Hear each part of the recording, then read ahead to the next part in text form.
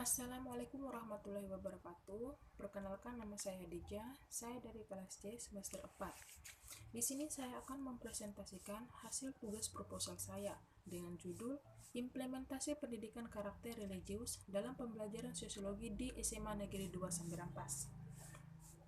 Langsung saja pembahasan. Tinjauan pustaka dan landasan teori. A. Tinjauan pustaka.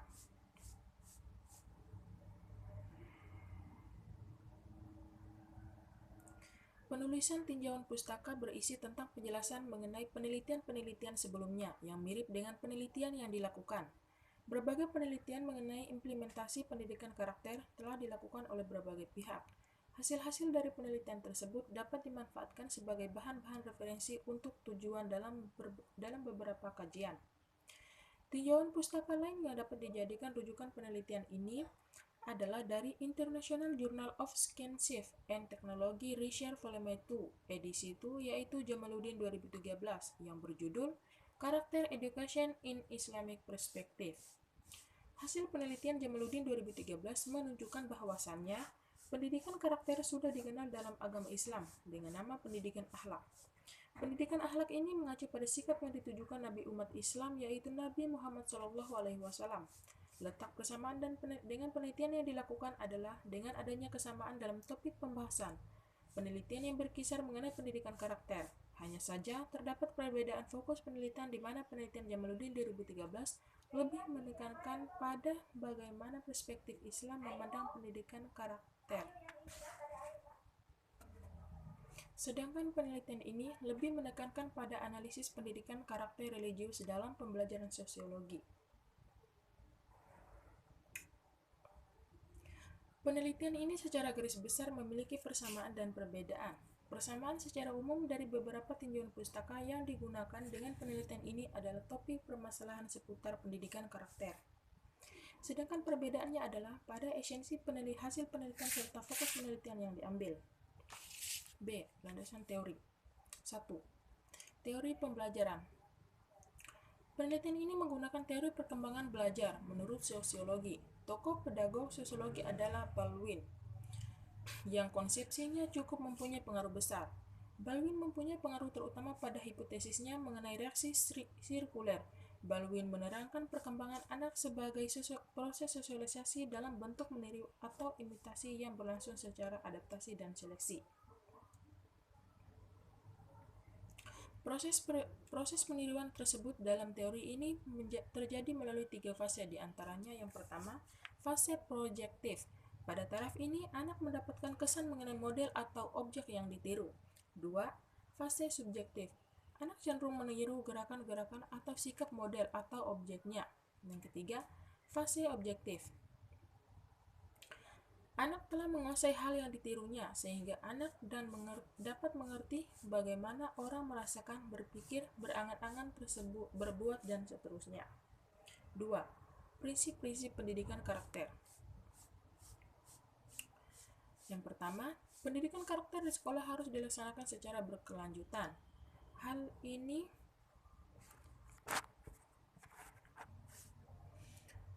mengandung arti bahwa proses perkembangan nilai-nilai karakter merupakan proses yang panjang, mulai sejak awal peserta didik masuk sekolah hingga mereka lulus sekolah pada suatu satuan pendidikan. Yang kedua, pendidikan karakter hendaknya dikembangkan melalui semua mata pelajaran, terintegrasi melalui pengembangan diri dan budaya suatu satuan pendidikan. Yang ketiga, proses pendidikan dilakukan peserta didik dengan secara aktif dan menyenangkan. Proses ini menunjukkan bahwa proses pendidikan karakter dilakukan oleh peserta didik, bukan oleh guru, sedangkan guru menerangkan prinsip Turi Handayani dalam setiap perilaku yang ditujukan oleh agamanya. Yang ketiga, konsep kemampuan peserta didik.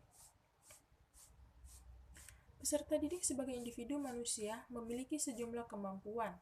Kemampuan ini ada yang masih bersifat potensial atau kemampuan potensial atau kapasitas, dan ada yang sudah merupakan kecakapan nyata. Kapasitas seringkali dibedakan pula antara kapasitas umum atau kecerdasan, inteligensi, dan kapasitas khusus yang sering juga disebut bakat. Dewasa ini, bakat ini pun seringkali disebut inteligensi seperti inteligensi intelektual, matematis, emosional, spiritual, dan sebagainya.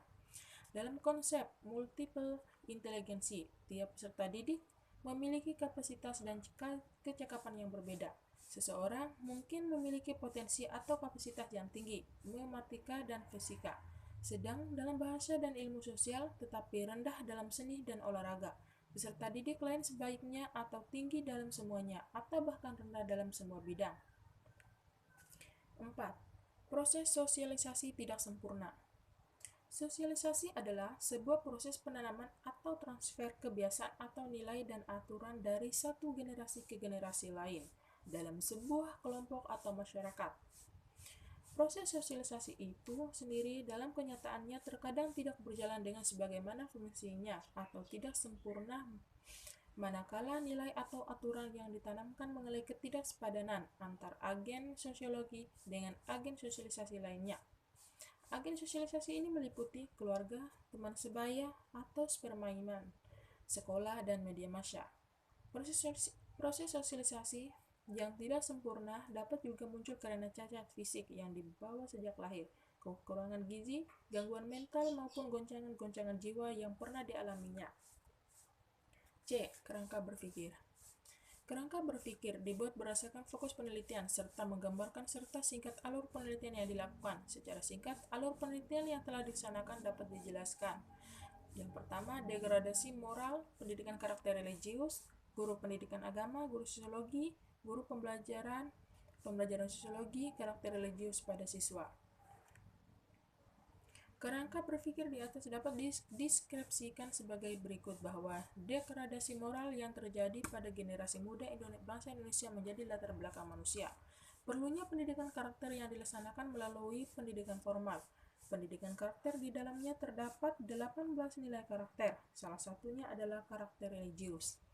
Implementasi pendidikan karakter religius secara umum telah dilaksanakan oleh guru pendidikan agama. Akan tetapi, karena pelaksanaan penanaman pendidikan karakter diintegrasikan dengan semua mata pelajaran, tanggung jawab penerapan pendidikan karakter tidak hanya menjadi milik guru mata pelajaran yang bersangkutan atau yang terdapat hubungannya saja. Persoalan ini juga menyangkut pelaksanaan pendidikan karakter religius yang tidak hanya menjadi tanggung jawab guru pendidikan agama. Guru mata pelajaran yang lain juga bertanggung jawab dalam penanaman karakter religius.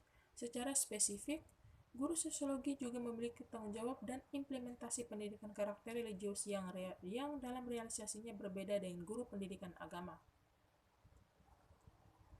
Bab 3. Metode penelitian. A. Dasar penelitian.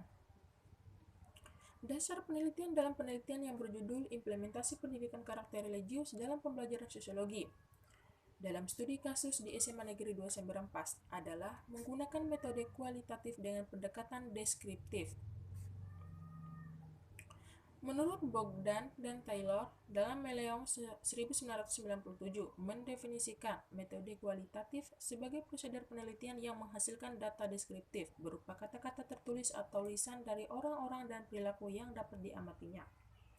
Alasan digunakannya metode kualitatif dengan pendekatan deskriptif dalam penelitian ini adalah karena bertujuan untuk memberikan deskripsi atau gambaran dengan menggunakan kata-kata mengenai pemahaman siswa di SMA Negeri 2 Semberampas tentang implementasi pendidikan karakter religius melalui pembelajaran sosiologi yang ada pada dasarnya tidak dapat diukur serta dicari dalam bentuk angka-angka. B. Lokasi penelitian. Lokasi penelitian ini adalah di SMA Negeri 2 Semberampas. Letak SMA Negeri 2 Semberampas berada di pusat kecamatan Semberampas.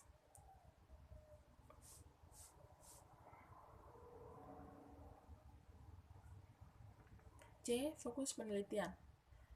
Fokus penelitian yang berjudul Implementasi Pendidikan Karakter Religius dalam Pembelajaran Sosiologi, studi kasus di SMA Negeri 2 Semberampas adalah pada pelaksanaan pendidikan karakter religius melalui pembelajaran sosiologi kelas 10 pada materi ajar, penyimpanan sosial, dan pengendalian sosial.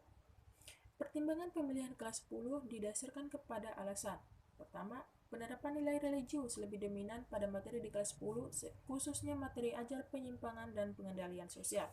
Yang kedua, Materi ajar yang terdapat di kelas 10 mudah untuk dikaitkan dengan nilai-nilai religius. Adapun aspek nilai religius yang diamati meliputi mensyukuri keunggulan manusia sebagai makhluk pencipta dan penguasa dibandingkan makhluk lain, bersyukur kepada Tuhan karena menjadi warga bangsa Indonesia, merasakan kekuasaan Tuhan yang telah menciptakan berbagai keteraturan di alam semesta, merasakan kebesaran Tuhan dan keberagaman agama yang ada di dunia, dan mengagumi kebesaran Tuhan melalui berbagai pokok bahasan dalam berbagai mata pelajaran. D. Sumber data penelitian. Yang pertama, di sini adalah dua sumber data penelitian, yaitu data primer dan data sekunder. Yang pertama, data primer. Dalam data primer, penelitian ini berasal dari hasil observasi dan wawancara. Observasi dalam penelitian ini dilakukan untuk mengetahui gambaran umum lokasi penelitian, yaitu SMA Negeri 2 Sambil Rampas. Gambaran umum ini meliputi sejarah singkat di SMA Negeri 2 Sambil Rampas, kondisi fisik sekolah, visi dan misi sekolah, kondisi peserta didik dan tenaga kependidikan sekolah, serta aktivitas peserta didik di luar jam kegiatan belajar mengajar. Yang kedua, data sekunder. Data sekunder yang diperoleh di lapangan merupakan data tambahan yang digunakan untuk melengkapi informasi berupa dokumen tertulis sekolah, seperti sejarah singkat SMA Negeri 2 Sambil Rampas, visi dan misi sekolah, jumlah peserta didik dan dari tahun ke tahun, jumlah tenaga pendidikan dan non-pendidikan, serta